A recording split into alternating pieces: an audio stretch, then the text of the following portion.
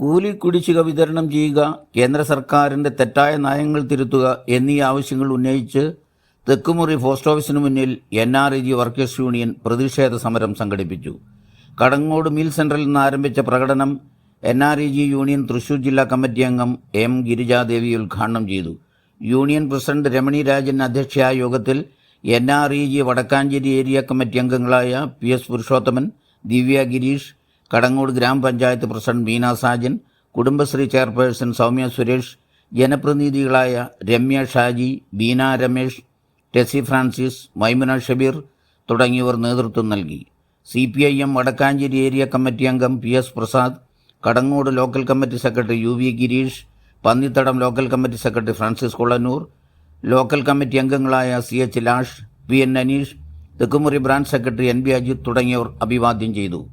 NREG union panchayat secretary KK മണി സ്വാഗതവും PS Purushothaman നന്ദിയും പറഞ്ഞു. നമുക്ക് കാണാൻ സാധിക്കുകയാണ്. അതാണ് കെ-ഫോൺ പദ്ധതി നടപ്പാക്കിക്കൊണ്ടിരിക്കുകയാണ് നമ്മള്. അങ്ങനെ ആ കോവിഡിന്റെ കാലഘട്ടത്തിൽ എല്ലാ സ്ഥലത്തേക്കും ഇന്റർനെറ്റ് സൗകര്യം വന്നതിന്റെ ഭാഗമായി ഇന്ന് NNMS തൊഴിലുറപ്പ് തൊഴിലാളികൾക്ക് കൊണ്ടുവന്നപ്പോ നമുക്കത് നടപ്പിലാക്കാൻ സാധിക്കുകയാണ്. അല്ലെങ്കിൽ നമ്മൾക്കത് ഉപയോഗപ്പെടുത്തിക്കൊണ്ട് തൊഴിലുറപ്പ് തൊഴിലിനെ മുന്നോട്ട് കൊണ്ടുപോകാൻ സാധിക്കുന്നു. പക്ഷേ ഇന്ത്യയിൽ അതല്ല സ്ഥിതി. നമ്മൾ കണ്ടല്ലോ, കുംഭമേളയ്ക്ക് നല്ല